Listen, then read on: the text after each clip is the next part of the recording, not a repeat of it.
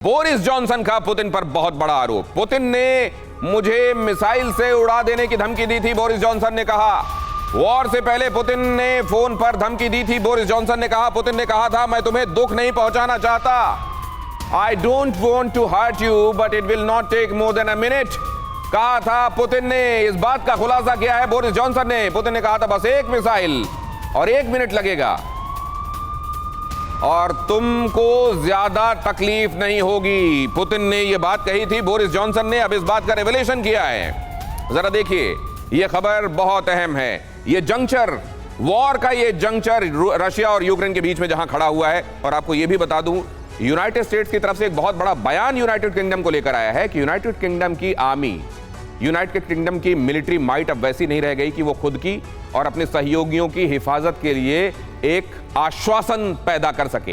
ये स्टेटमेंट, और वैसे में बोरिस जॉनसन की तरफ से ये स्टेटमेंट। ये जूस और आइसक्रीम शॉप चलाते हैं और हर महीने 3 लाख तक कमाते हैं। आपको शुरू करना है, इनसे सीखना है तो फ्रीडम ऐप को अभी डाउनलोड कीजिए। जरा इसको समझने की कोशिश कीजिएगा। पुतिन ने मिसाइल से उड़ाने की धमकी दी थी, कह रहे हैं बोरिस जॉनसन। साल भर बाद युद्ध को शुरू हुए लगभग साल होने वाला है। लगभग साल भर बाद यह रेवोल्यूशन क्यों हो रहा है, यह बात क्यों कही जा रही है बोरिस जॉनसन की तरफ से? जंग शुरू होने से पहले पुतिन ने फोन किया था और यह कहा था कि मैं तुम्हें दुख नहीं पहुंचाना चाहता, इसलिए केवल 1 मिनट लगेगा और 1 मिसाइल, तुमको ज्यादा तकलीफ नहीं होगी।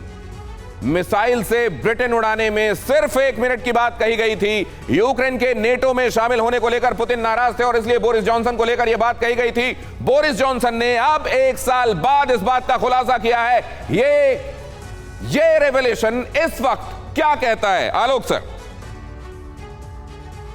ये रेवोल्यूशन ये कहता है कि अब ब्रिटेन जो है वो खुल करके अब सामने आ रहा है यूक्रेन को मदद करने के लिए। अब ये नाटो के जो देश हैं ये आपस में ज्यादा तगड़े रूप से जुटना चाहते हैं। ओलफ की भी जो नीति थी, आप देखिए, अगर पिछले साल का उनका जो उन्होंने ही अपने बुंदेस्ताग में जो संसद में अपना भाषण दिया था, उन्होंने बहुत बड़ी पहल की थी यूक्रेन के खिलाफ सभी देशों को मिलकर सामने आने के लिए और हथियारों को देने के लिए उनकी पहल थी।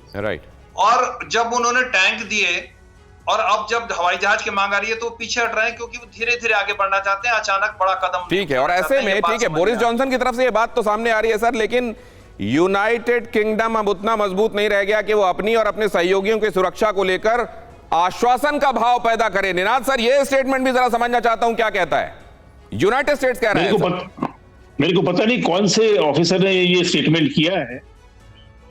इस स्टेटमेंट का 2 अर्थ निकल सकते हैं। पहली बात की जो कोहेसिवनेस है नेटो की, जो एक दूसरे को हेल्प करने की, सुरक्षा देने की, उसमें जो कैपेबिलिटी गैप है वो बढ़ रहा है। और कोई शक नहीं है कि लैंड आर्मी जो यूनाइटेड किंगडम की है वो सिविल डिफेंस के लिए ज्यादा है और एक्सपीडिशनरी फोर्स के लिए बिल्कुल सुटेबल नहीं है। ये एम्पायर का ब्रिटेन नहीं है जो बाहर की एक्सपीडिशनरी फोर्स ले पाए।